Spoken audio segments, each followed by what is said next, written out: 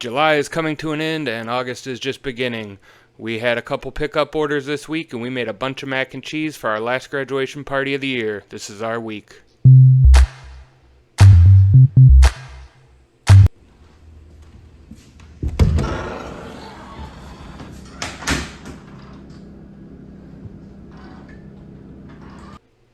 We got ready for our first event this week. Was a golf outing on Friday afternoon. We did a couple of our slow cook briskets for that event, and we also made our homemade macaroni salad. See here the homemade sauce and the noodles. We mixed that together the day of service. Sauce was made the day before. That's always a good tip for anything: potato salad, coleslaw, macaroni salad. Make your sauce the day before. Give all the flavors a chance to come together overnight in the refrigerator. Then you can add your starch or your cabbage the day of and mix it all up right before you serve it.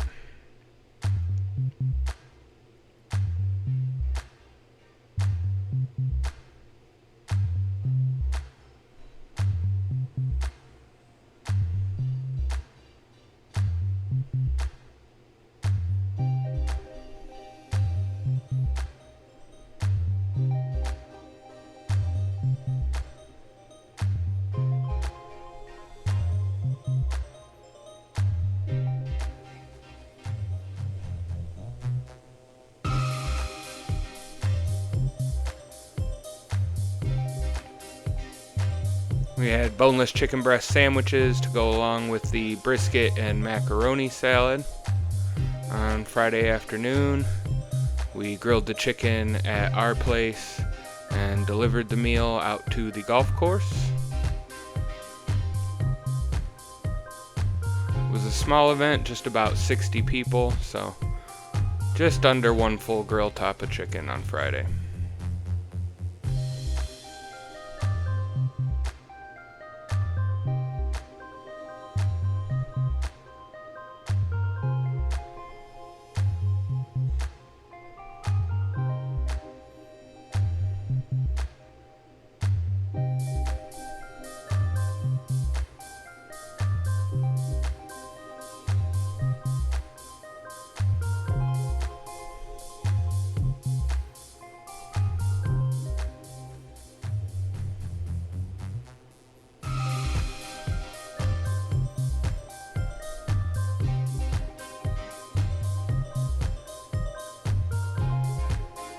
There's the finished chicken, getting ready to ship out. We got to the golf course Friday afternoon. It was a golf course called Pinebrook. We've been there a handful of times. They recently did some remodeling, so I wanted to get some video of that. It's looking very nice out there now. We were outside in their pavilion for service. We set up the buffet line. See that here? We have that macaroni salad, baked beans, some buns, grilled chicken, and brisket. Then we had a condiment table, pickles, onions, tomatoes, 3 barbecue sauces, and some ketchup and whatnot. Next event was Saturday. We had a pickup. Started Saturday morning. We had 60 pounds of smoked pork on order, so here it is. I just got it shredded. Then I add our dry rub that we make in-house and some salt along with a couple other seasonings, secret ingredients, get it all mixed up, and there's the finished product ready to ship out. We also had our macaroni and cheese for 2 events on Saturday. Start it with a roux. Add cold milk once the roux is cooked. Whisk it in slowly so no lumps form. We were doing one full recipe. Our full recipe calls for a whole gallon of milk, so I'm adding that here slowly right into the pot that I made the roux in.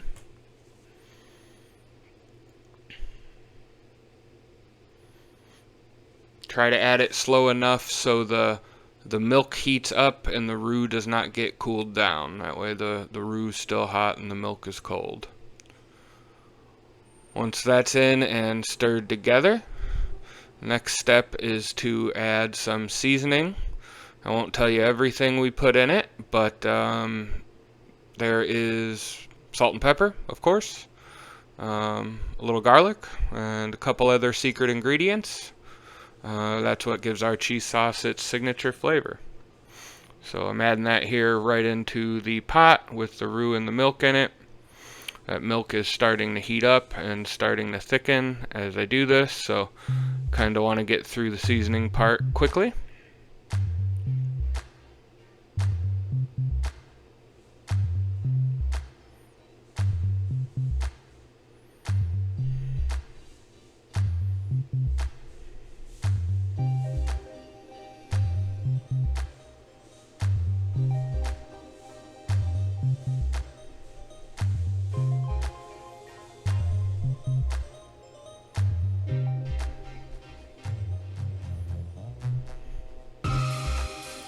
Once all the seasonings are added to the milk, give it a nice stir, get it all blended in together. There you see the seasoned thickened milk.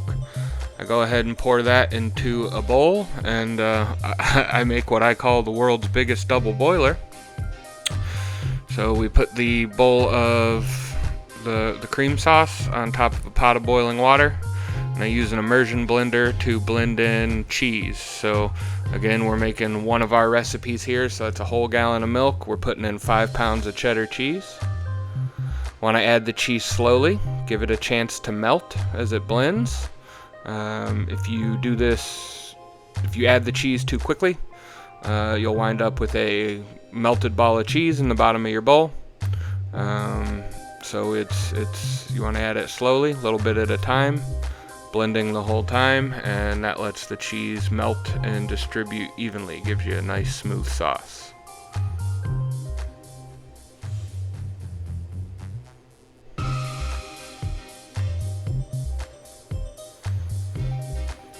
As the double boiler heats up the milk inside, the sauce continues to thicken from the roux. The cheese melts, that also starts to thicken the sauce. So as you go along, the cheese sauce does get thicker. And once all 5 pounds are in, blend it up real good, and we let it set and all come together.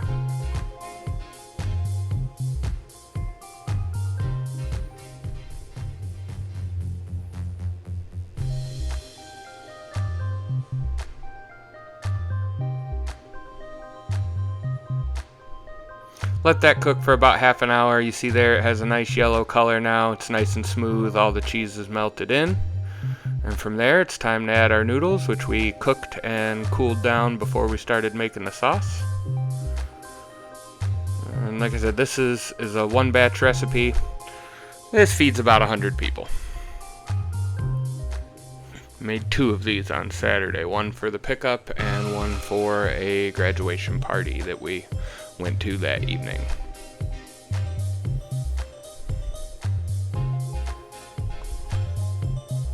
Once the noodles are in, fold in the noodles into the cheese sauce. Do that by hand. Takes a minute, but you want to make sure that the sauce is evenly distributed and that there's no clumps of unsauced noodles.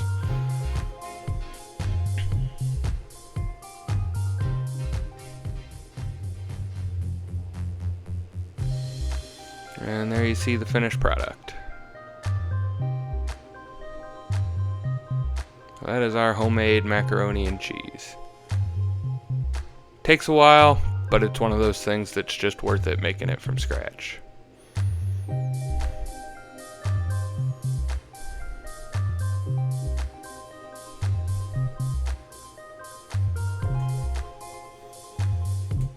Also on Saturday, we had an order for our roasted veggies. So here you see Johnny slicing up zucchini, yellow squash, button mushrooms, onions, and bell peppers. Then we will sprinkle in some grape tomatoes and marinate those overnight.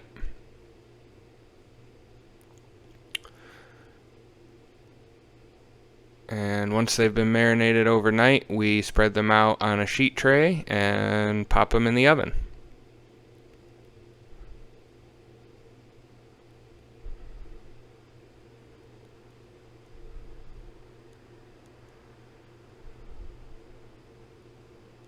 And there's the finished product once we pull them out of the oven. And we are getting them packaged up to head out to a graduation party. Graduation party also had our ribs on the menu. We've been doing a lot of ribs this summer. It is a barbecue rib summer. Certain things, certain years get ordered more than others, and this year it is barbecue ribs. We have done them, it feels like, just about every week this year so far.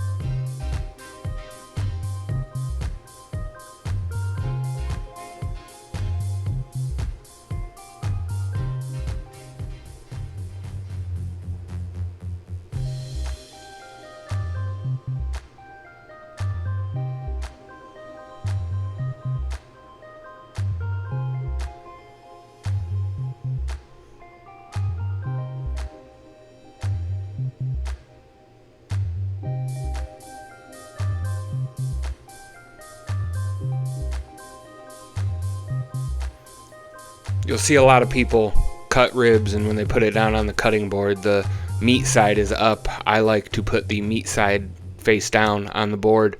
I think it allows me to easier follow the line of the bone. And spare ribs, occasionally the bones will change angle, so they'll go from pointing slightly to the left to pointing slightly to the right, right in the middle of the slab. And I find meat side down allows me to easier follow that angle, gives me a cleaner cut on the rib, and I just flip them for presentation to put the meat side back up when I put them in the pan. Give them one last final layer of sauce, and they're good to go. But that's something that I do a little differently than most people that I've seen, the way they cut ribs.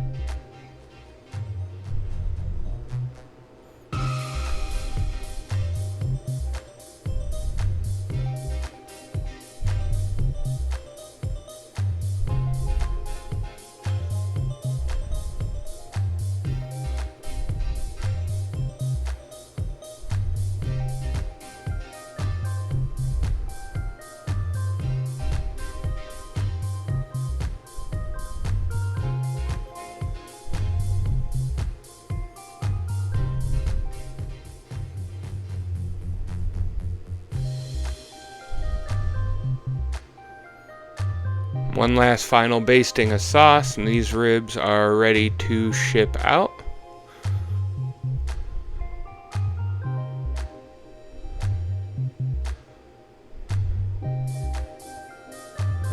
right before we left, we got the grill ready and did some chicken for that graduation party. It's usually the last thing we do before we hit the road, is grill the chicken.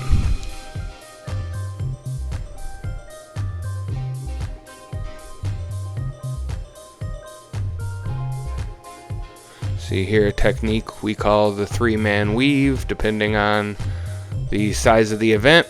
You can do it with 2 or 3 guys, but 2 guys start flipping meat, 1 guy follows in with the baste. And then you'll see here Johnny getting ready to follow up with some more dry seasoning after the basting. And then Ramon will follow him with another type of dry seasoning. Once we get all the dry seasoning on, the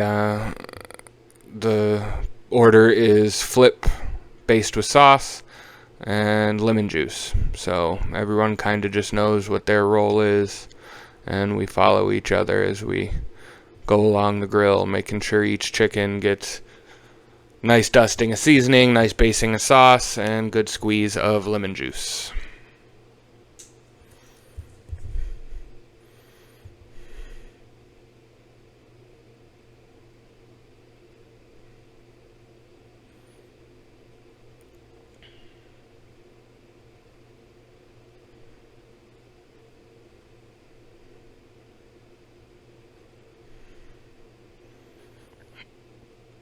We had a hot spot in the middle of the grill this day, so we started pulling chicken from the middle of the grill, finished before chicken on the outside did. But the chicken on the outside was not too far behind. By the time we got to it, it was ready to be panned. Another layer of basting sauce, fresh lemon juice, and a sprinkle of seasoning in the pan. We got to the event Saturday evening, was in a family barn, their buffet set up, rolling butter as usual, that homemade mac and cheese, there's those roasted vegetables, grilled lemon herb chicken breast, barbecue ribs, and they had brisket as well. We also continued work this week on expanding our parking lot and putting up our pavilion. Be on the lookout. We should have a full construction update video out in 2 weeks, I believe. So until then, I want to thank you for watching. Don't forget to like, share, and subscribe. Go ahead and check out the next video that's up on your screen, and thanks for watching.